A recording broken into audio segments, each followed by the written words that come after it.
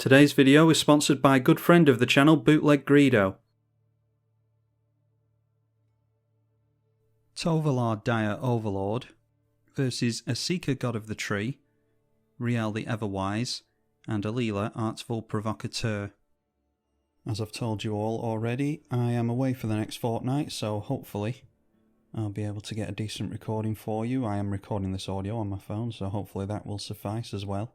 Pretty risky hand for us to keep, but I'll keep it just because we've got Path of Ancestry, and I'm hoping that we'll be able to scry some stuff away with that. Everyone just getting out some lands to start off with. We will get on with our turn 2. And that can be the Lightning Greaves. Could have got that out on turn 1 with the Ancient Tomb, of course, but don't want to take too much life to that if we can help it. We do have Yavimaya in the deck to help with that. And then a Temple of the False God for Alila, so being punished for putting that in the deck. It does happen on occasion. Then an Ominous Seas for Riel. Awakening Zone for a Seeker. And we draw into Kessig Naturalist, so that should be a decent anthem for all of our werewolves. A little bit of ramp on that as well. So I think this turn, thanks to the Lightning Greaves, we're okay going for our commander. And we will scry. Yeah, World at War is an extra combat step, so we'll put that on the bottom. We're nowhere near making use of those yet. Lightning Greaves on the commander, and we'll start chipping away at the Seeker player, because that is the most scary commander here, I think. And that draws us into Cavern of Souls. So we need to try to stop hitting the lands. Mystic Remora for the Esper player. Not managing to make another land, unfortunately. Then it is the new Poppet Stitcher from the Riel. An Eldrazi Spawn from the 5-colour player. They get their 4th colour, and then that should help them get into their commander next turn. Firemind Vessel. We draw into Spirit of the Hunt, so that should help us keep some creatures alive at some point, hopefully.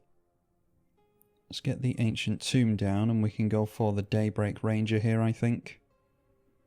We'll be able to have 3 werewolves in play by the end of the turn. So we'll go for the Will Be Lord as well. That will give us a scry thanks to the Path of Ancestry. And that is another land, so we need to certainly stop hitting those. We'll put that on the bottom. And then we'll put the Greaves onto our 2-mana creature. And we'll go into the left this time. Just want to show that I'm spreading the damage around a little bit here. So 2 creatures hit will draw us 2 cards. Gets us into Harvesttide Infiltrator, which will be a 4/4 with Trample. And then this is one that is flying under the radar for a lot of people, I think. Dire Strain Rampage. It's a modal spell, can either ramp you, or it can destroy an artifact or enchantment. Really good one for 3 mana, I think. So it's the Esper player's turn now. They've only drawn 1 extra card from that Mystic Remora and deciding to put it in the bin.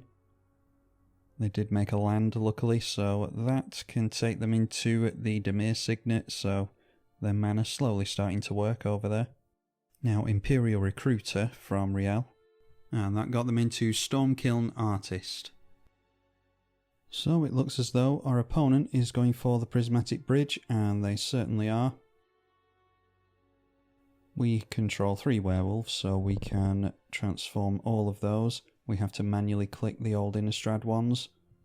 So we'll transform that as well. Turns into the Fight Werewolf. Drawn into Sky Shroud Claims, so I dare say I'll cast that here. Go straight through to combat first before we make any decisions. And we'll discourage them away from some extra mana by blocking with these Eldrazi spawns, so let's swing everything into the right. That gets us a mana from our Anthem. And they do block with both of the Eldrazi here, letting the least amount of damage through. So that triggers Tovolar only once, and there is Lurking Predators. Don't have a massive creature count in this deck, but at the very least it'll be decent filtering. I expect to hit a few creatures from it, hopefully. But first we're going for Sky Shroud Claim here. We'll finally fix some red mana. Get a couple of untapped jewels into play. And then I think it has to be the removal spell onto the Prismatic Bridge, because that is going to be a massive problem for us. – So let's play that straight away. Unfortunately, they do get another land, assuming that they've got at least 5 basics in the deck. So it does pay for some of the command attack straight away, although they could afford to recast it anyhow. And then we pass through the turn to the Alila player. Because we cast 2 spells last turn, it becomes day. So everything flips back round into being a human. Bitter Blossom for Alila, so that might suggest that this is an actual fairy deck. Although Ornithopter dissuades us from that idea. And a Skull Clamp as well, so making some decent draws. From Riel we see the Dwarf that will make them some treasure tokens. And the 5 colour player just hard casting some decent creatures here. There is the Enchanter and Bloodgift Demon as well. Hopefully we'll be able to get rid of both of those. Beginning of our turn we will transform our werewolves again. And now Nightfall Predator is a 5/5, so that could fight something out of the way. The Bloodgift Demon has 5 power, so potentially have to buff the toughness of our fight creature with the Spirit of the Hunt. Drawn into Hermit of the Natanals as well. That draws us cards every time someone casts a spell during our turn. Hopefully punish these blue players a little bit. So first off, let's go through to combat again. We want to see what we draw into before anything else. The Anthem can go in at the 5 colour player, as can our commander. And then we'll fight some things if we need to. So the Bloodgift Demon is blocking the Anthem creature, and the Eldrazi Spawn blocks our commander. So in that case we'll flash in the Wolf. This will buff our creature's toughness by 3. So because they've used the Demon to block, we will buff the Lord of the Ulvenwald. We'll buff that enough so that it can take out the Demon. So that will be a 4/6 against the 5/4. So no draws there unfortunately, but I do want to save my mana to do some other things this turn. So let's get down a 3 mana creature here, I think. Hermit of the Natanal should set us up nicely for potentially drawing some cards during combat or something like that. We'll get to Scry on casting that, and it is another land we will put to the bottom. And then we can hold up the fight on our werewolf. No, actually I forgot, we cast 2 spells there, didn't we? So this will flip back into a creature. So before that happens, we'll get rid of Zer the Enchanter. The Esper player now only 1 land away from Temple of the False God being online. And there is a Leela Artful Provocateur being cast. Then the Ornithopter comes in and pokes us. Hopefully that doesn't suggest that they're not worried about the Prismatic Bridge player. Some triggers going on the stack for the Izzet player because they cast a Catalogue. So they got a treasure token there as well as a Decaying Zombie. And they discarded with the Catalogue a Past in Flames. And then thanks to casting an instant or sorcery this turn, the Stormwing entity is only going to cost them 2 mana. Oh, that's a pretty scary one. A Strionic Resonator for the 5 colour player will be able to copy the Prismatic Bridge trigger. And there, they recast the Prismatic Bridge, so ready to get 2 copies of that trigger next turn. We, of course, control 3 or more werewolves, so we'll transform everything again at the beginning of our turn, which is lucky because we keep transforming them thanks to casting spells. Let's start things off with an additional werewolf to pile in some damage. This is one of the new werewolves, so it will come in Nightbound. And we'll throw the Lightning Greaves onto the now 5/5 with Trample. And unfortunately we need to start thinking about blocks now. I have a feeling that the Prismatic Bridge player isn't being respected. So, yeah, I've got a feeling everyone's looking at us.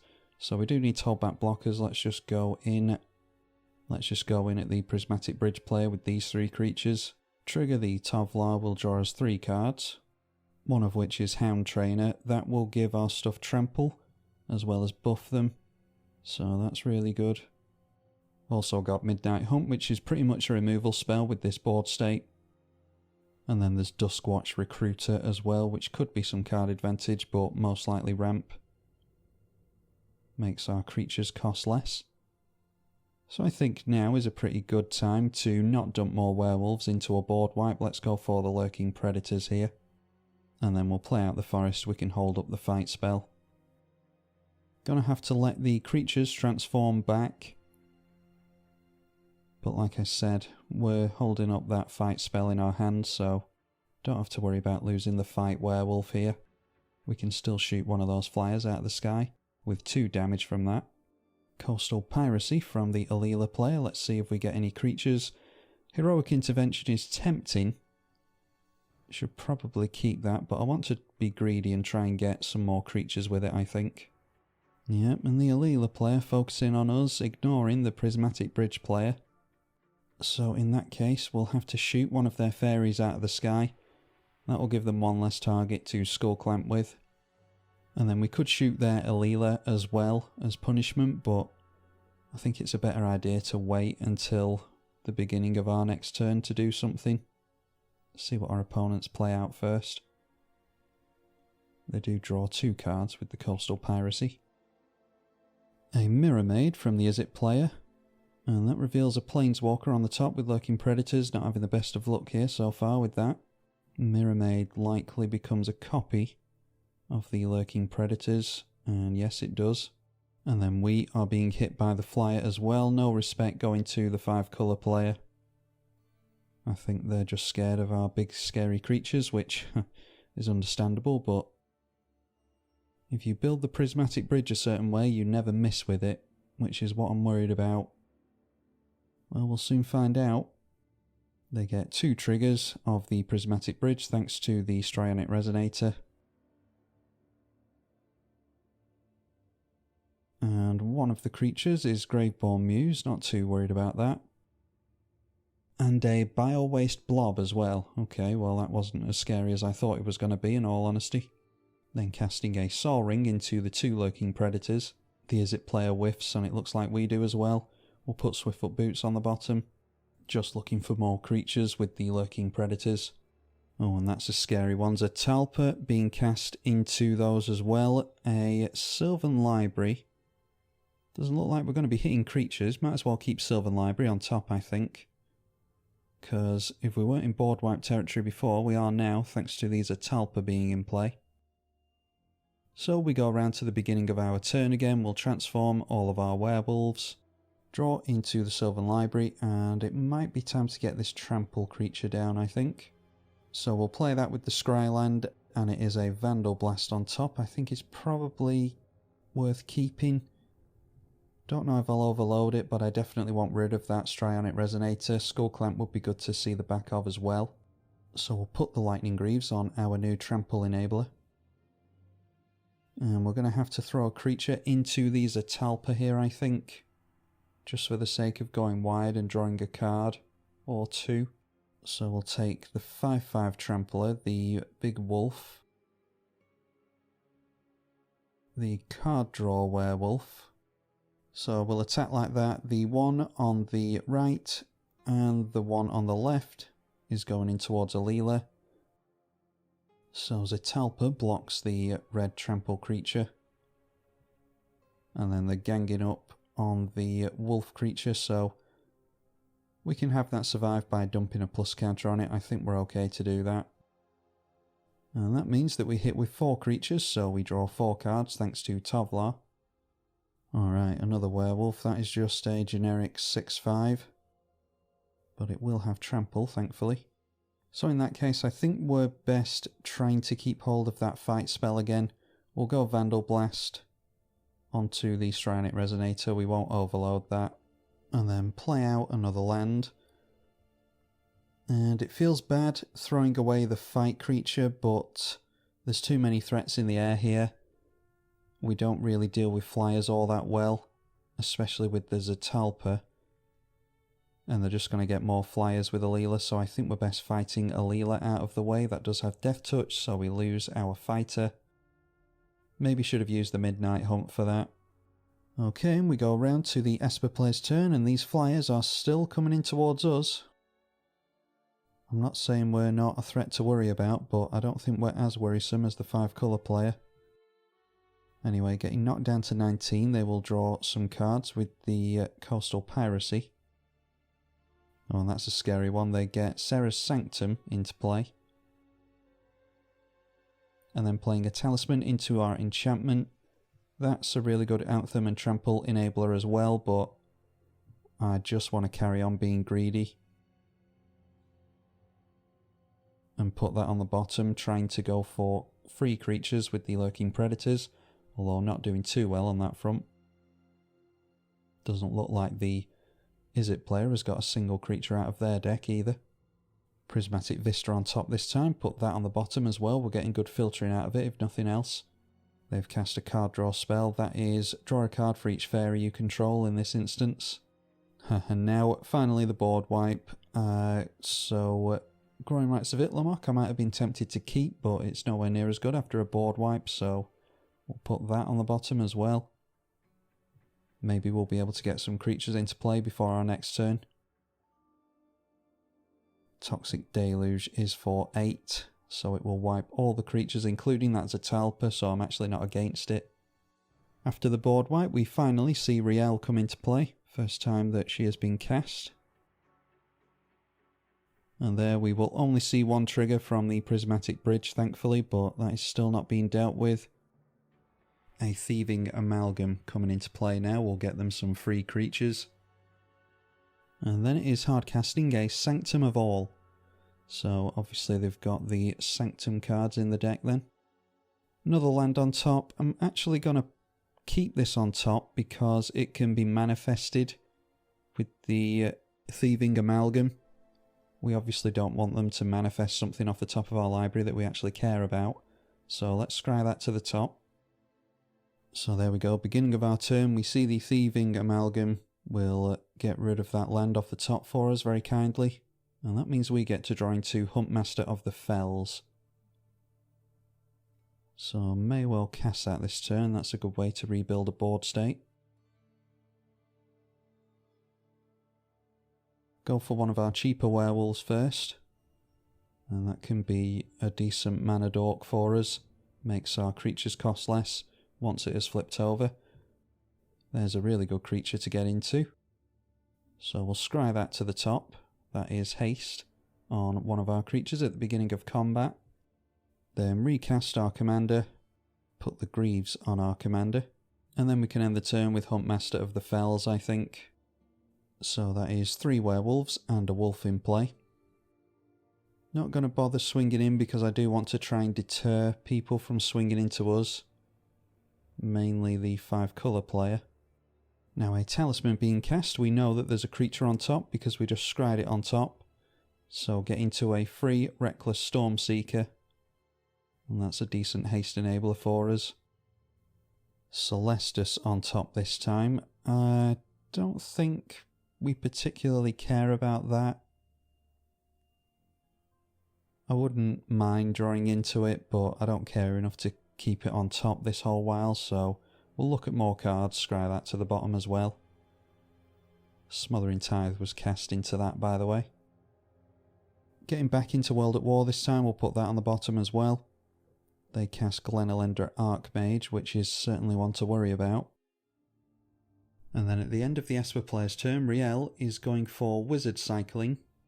That is on a step through. So they'll be able to search for a wizard here. And the one they searched up was Harmonic Prodigy. That's a really good one. We'll double the triggers of your wizards. There's a really good historic deck on Arena. A Shaman tribal deck that uses this. But obviously using it in tandem with wizards in this deck. So casting the Prodigy, that is a Commander's Plate. Might actually make use of that, so I'm going to keep it on top.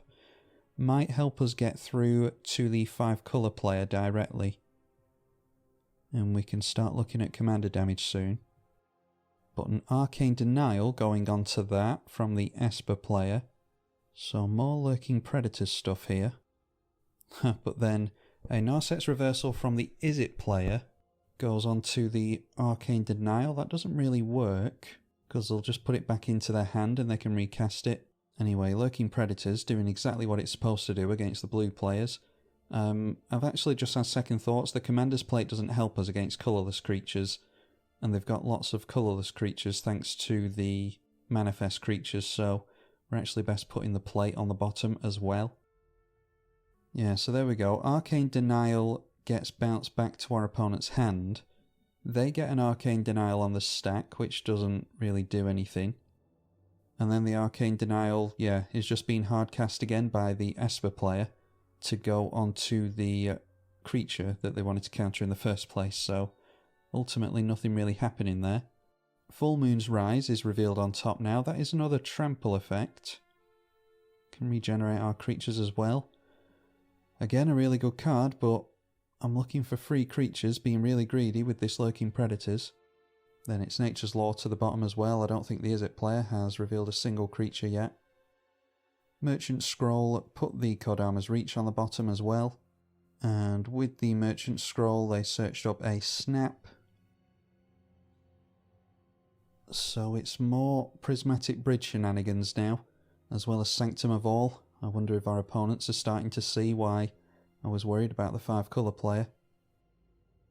They searched up the Sanctum of Calm Waters, the card draw one, which is typically the one they go for first. And they got a Dragon Broodmother free with the Prismatic Bridge, so doing pretty well considering they haven't spent any mana yet. Now hardcasting a World Spine Worm. Yeah, I can't really see us coming back from this, to be honest. Another land on top for us will set up for that Black Ape creature again. We'll put the land on top so that they can manifest it. So at the beginning of our upkeep, the Dragon Broodmother will make a Devouring Dragon. They'll manifest that land, and we will transform our humans. Oh, and the Dragon Broodmother has sacrificed some of the manifested creatures, so that will trigger the Thieving Amalgam, drain some players for 2. It drains us for 2, it drains the Izzet player for 2 as well. Huntmaster of the Fells turns into Ravager of the Fells, so we can deal 2 damage to a player and a creature they control. As much as I'd love to focus on the 5-colour player, I'm worried about that Glenelendra Archmage. I don't trust them to not counter our stuff. They have been focusing on us instead of the 5-colour player for some reason. So we'll shoot them and shoot the Glenelendra Archmage. They can only counter 1 non-creature spell here now. We draw into Crewing Outlaw, which will be a double striker and give our werewolves menace. Doesn't come in transformed, unfortunately. I think they should retcon that, personally, on the old werewolf creatures. So let's test our opponent, see if they want to counter our stuff. We'll go Sylvan Library, see if we can get that fairy out of the way. Well, they decide not to counter it. So in that case, let's get another werewolf into play. We can get the haste enabler down. Get another scry with that, with the Path of Ancestry. Rootbound Crag can go on the bottom, don't care about lands particularly. It's noteworthy that the Dire Strain Rampage does have flashback. We could have got rid of the bridge or the Sanctum or something, but I think we're in need of Enchantment Wrath as opposed to single targeted removal like this. They can just replay the bridge. I'd rather get rid of them through combat, but that's looking pretty dire at this point. Don't see how we're going to pull this one back, to be honest. So at the beginning of combat, we get +2 trample and haste on a creature, thanks to the Storm Chaser. That will set us up for Rishkar's Expertise, potentially.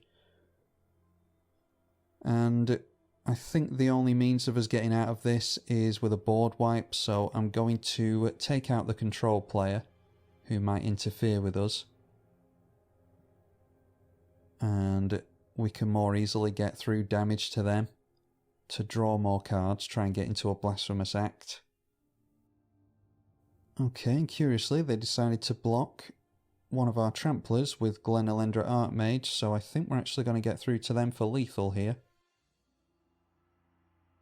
Yeah, take them down to -4. They might have been able to survive there, but we draw 5 cards. Try and get into a Blasphemous Act. We do not. We do get into Decimate, though. Destroy an artifact, creature, enchantment, and land.